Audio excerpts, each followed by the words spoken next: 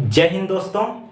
आज हम इस वीडियो में मॉर्फोलॉजी ऑफ फ्लावर पुष्प आकार की पढ़ेंगे, जिसमें हम पुष्प के कौन कौन से भाग होते हैं उसको बड़े ही सरल तरीके से समझेंगे। इसलिए आपको क्या करना है, वीडियो को पूरा देखना है। अगर आप वीडियो को पूरा नहीं देखेंगे तो पूरा समझ में नहीं आएगा। इसलिए बस इतना ही करना है कि वीडियो को बड़े ध्यान से और पूरा देखना है। तो देखिए दोस्तों, सबसे पहले तो पुष्प के संरचना को पढ़ने के लिए पुष्प के मुख्य भागों को हमको याद करना पड़ेगा कि पुष्प के मुख्य भाग कौन कौन से होते हैं। यदि पुष्प के भाग को हम याद कर लिए तो फिर पुष्प को संरचना को समझने के लिए बस 2 मिनट लगेगा। आप 2 मिनट में समझ जाएंगे कि पुष्प का कौन सा भाग कहां पास है। तो इसलिए पहले पुष्प का जो मुख्य भाग है उसको हम याद करेंगे। तो चलिए बिना किसी देरी के स्टार्ट करते हैं वीडियो को और समझते हैं पुष्प के कौन कौन से भाग होते हैं। तो देखिए, आप देखते हैं कि जैसे कोई फूल है, कोई पुष्प है, तो वो जो स्टेम होता है उससे एक डंठल से लगा होता है। ठीक है, एक डंठल से लगा होगा, मतलब ये प्लांट्स है, प्लांट से एक डंठल निकलेगा और डंठल में फूल निकलेगा। ठीक है, ये जो फूल है डंठल से लगा होगा। किससे लगा होगा? डंठल से लगा होगा। तो इस डंठल को, जिससे पुष्प लगा है, इस डंठल को कहते हैं पेडिकल। पेडिकल, ठीक है। जिस डंठल से फूल लगा है इस डंठल को क्या कहते हैं? पेडिकल कहते हैं। तो पहला जो हमारा भाग है फूल का वो क्या है? पेडिकल। क्या है? पेडिकल। और पेडिकल को क्या कहते हैं? तो हम यहां लिखते जा रहे हैं, पेडिकल को सरल भाषा में कहेंगे डंठल। ठीक है, समझते जाइएगा। अब देखते हैं अगला भाग। तो अगला भाग आप देखेंगे, समझते बस जाइए आप। अगला भाग देखिए, अगला भाग जैसे ये डंठल है, डंठल हो गया। डंठल के बाद ऐसे एक फूला हुआ भाग बनेगा। ठीक है, फूला हुआ भाग बना। अब इस फूले हुए डंठल के ऊपर जो फूले हुआ भाग है, तो इस भाग को क्या कहते हैं? तो इसको कहा जाता है थाइलेमस। क्या कहेंगे? थाइलेमस। बस आप ध्यान से देखते जाइए दोस्तों, इतना सरल तरीके से मैं बता दूंगा कि आप दोबारा किसी वीडियो को देखने की जरूरत नहीं पड़ेगी आपको। इतना तुम्हारे माइंड में घुस जाएगा, बिल्कुल आपके माइंड में पूरा चला जाएगा।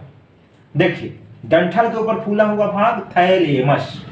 और थाइलेमस को क्या कहा जाता है हिंदी में? तो थाइलेमस को कहा जाता है पुष्पासन। पुष्पासन, क्या कहते हैं? पुष्पासन। ठीक है। अब जो थाइलेमस है, थाइलेमस के ऊपर हरे कलर के कुछ इस प्रकार से संरचना देखने को मिलते हैं। ठीक है, थाइलेमस के ऊपर इस प्रकार के संरचना देखने को मिलते हैं। तो इस संरचना को क्या कहेंगे? तो इस संरचना को कहते हैं बाह्य दलपुंज। बाह्य दलपुंज कहते हैं। ठीक है, और बाह्य दलपुंज को इंग्लिश में क्या कहते हैं? कैलिक्स। बाह्य दलपुंज को इंग्लिश में क्या कहेंगे? कैलिक्स कहेंगे। तो यहां हम देखिए तीसरे नंबर पे लिखे हैं कैलिक्स, तो हम यहां लिख देते हैं बाह्य दलपुंज। बाह्य दलपुंज। ठीक है, अब जो बाह्य दलपुंज है उसके ऊपर क्या बनेगी? पंखुड़ियां बनेंगी। और इसी पंखुड़ी को देखकर आप मंत्र मुग्ध हो जाते हैं। भाई, कलर जो होता है, कलरफुल फूल का जो कलर हम देखते हैं वो किसका देखते हैं? पंखुड़ी का। तो ये जो पंखुड़ी है, पीले, नीले, हरे, गुलाबी, लाल, कई कलर के होते हैं। तो ये जो पंखुड़ी है, तो इस पंखुड़ी को क्या कहते हैं? कोरोला। क्या कहेंगे? कोरोला। इस पंखुड़ी को क्या कहेंगे? कोरोला। ठीक है, और ये जो कोरोला है, तो यहां देखिए चौथे नंबर पे हम लिखे हैं कोरोला। हिंदी में क्या कहेंगे? दलपुंज। बड़े इम्तिनान से समझते जाइए, सब कुछ समझ में आएगा। दलपुंज। अब देखिए अगला जो भाग है, ये तो बाहर बाहर जो हम देखते हैं वो चीज हमने देख लिया। अब देखिए पंखुड़ी के अंदर भी कुछ भाग होते हैं, पंखुड़ी के अंदर भी कुछ भाग होते हैं। तो देखिए ये क्या बना दिया हमने, थैलेमस बना दिया, और थैलेमस के बाद इस प्रकार के संरचना अंदर होता है, इस प्रकार का संरचना, ठीक है। तो इस प्रकार का जो संरचना है तो इसको क्या कहते हैं, तो इसको कहते हैं गाइनोसियम। क्या कहेंगे, गाइनोसियम। हिंदी में कहते हैं जायांग, हिंदी में क्या कहेंगे, जायांग, इंग्लिश में कहते हैं गाइनोसियम।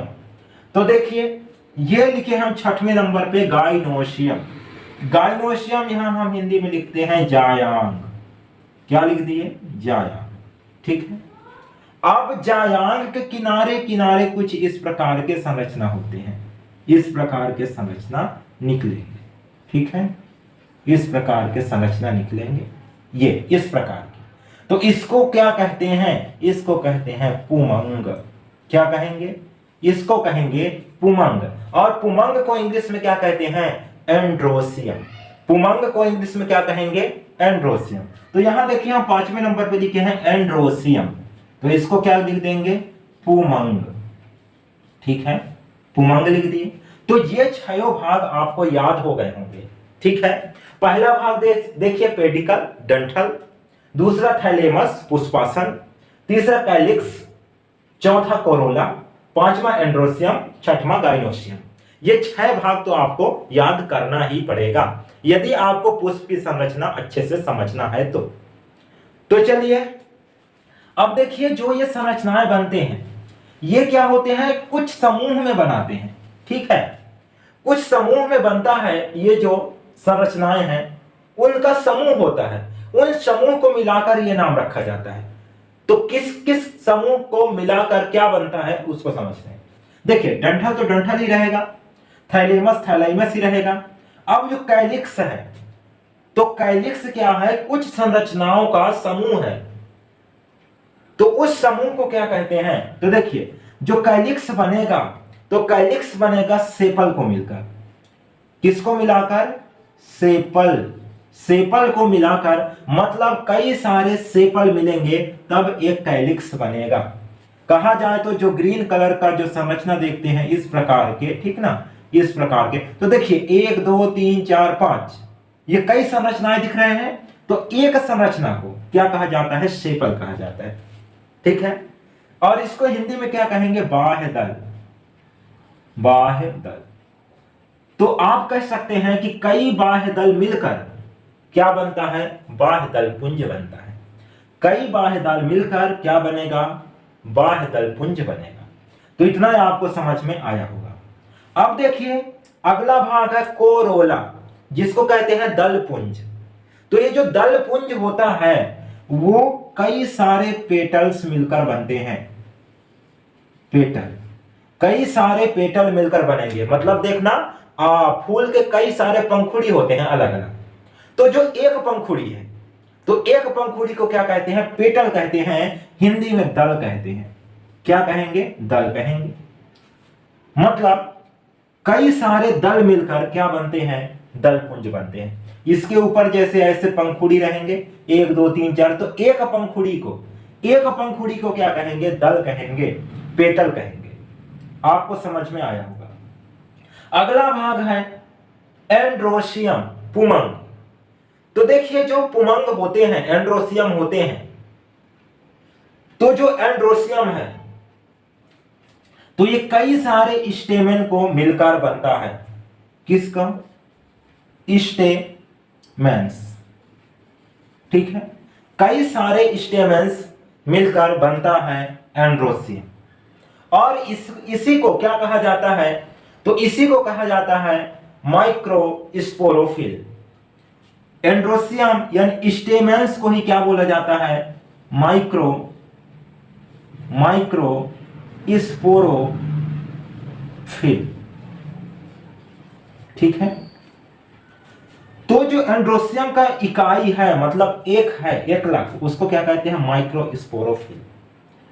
अगला है गाइनोसियम, जायांग। तो जो जायांग है तो जायांग भी एक भाग, जो जायांग का एक भाग कहलाएगा वो क्या कहलाएगा? कार्पल्स।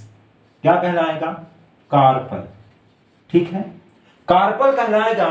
मतलब कई सारे कार्पल्स मिलकर क्या बनाएंगे? गाइनोशियम बनाएंगे। और इसको एक और नाम से जाना जाता है, वो क्या है? तो वो है मेगा स्पोरोफिल। Mega sporophyll. तो इतना ही आपको समझ में आया होगा। कई सारे सेपल मिलकर कैलिक्स बनाएंगे, कई सारे पेटल्स मिलकर कोरोला बनाएंगे, स्टेमेंस मिलाकर एंड्रोसियम बनेगा, कार्पल मिलाकर गाइनोशियम बनेगा।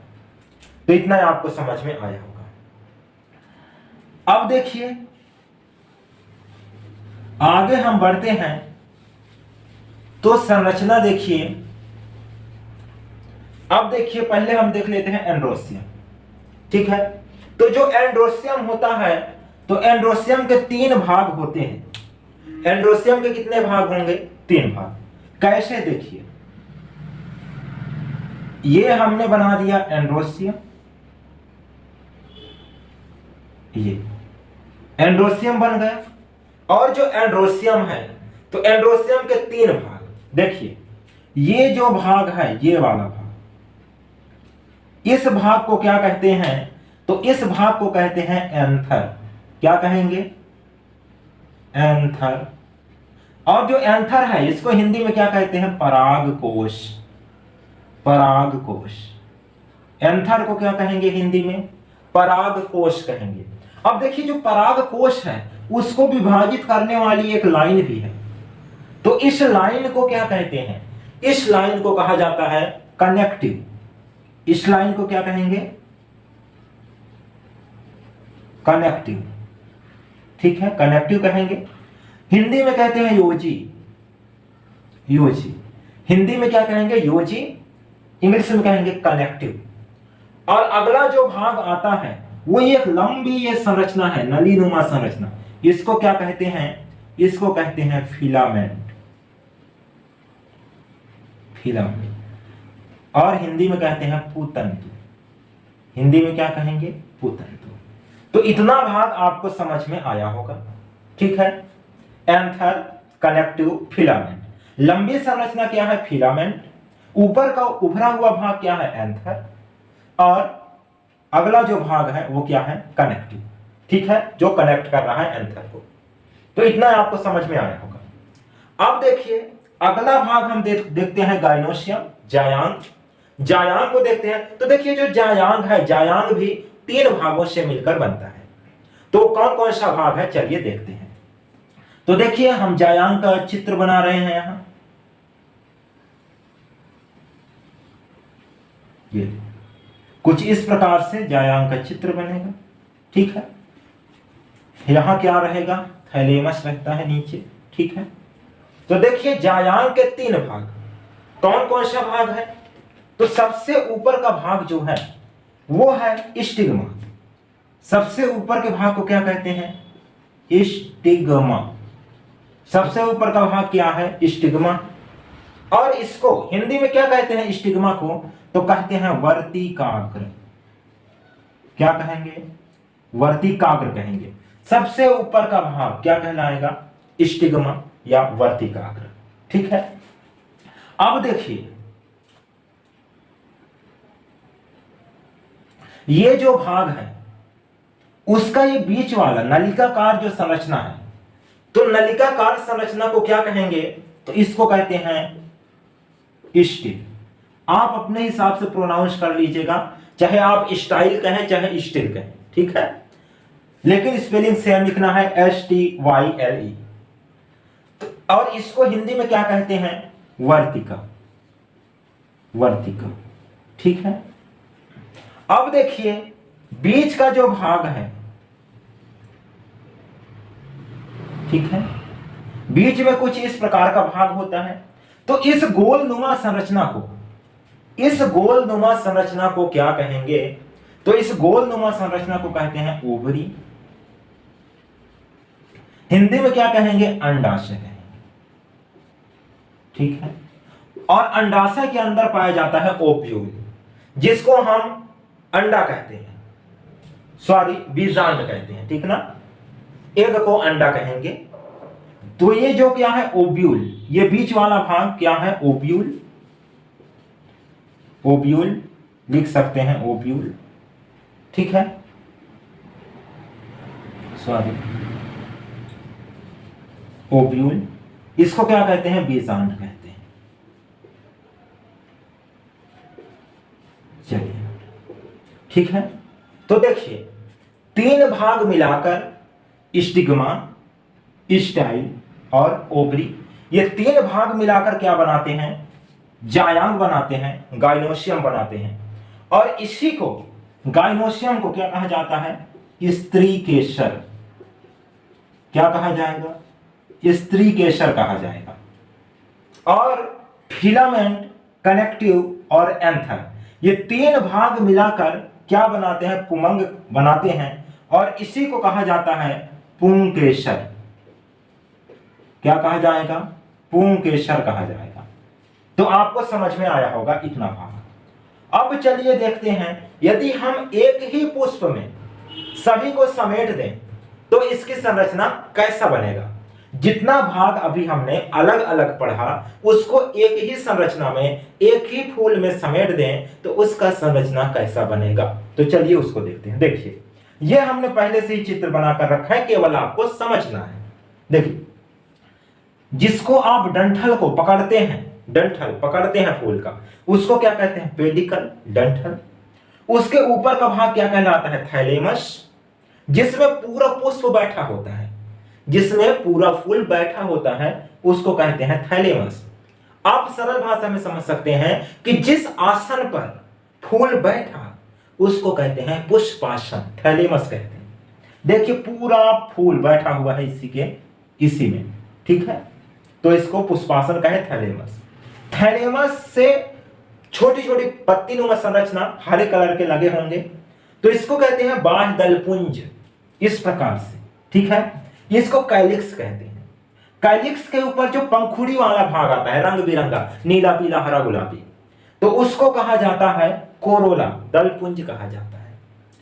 और अंदर का जो भाग है, ये बीच वाला संरचना आप देखेंगे लंबी नलीनुमा संरचना, इसको क्या कहेंगे जायांग कहेंगे, गाइनोसियम कहेंगे, जो हम ये संरचना बनाए हैं।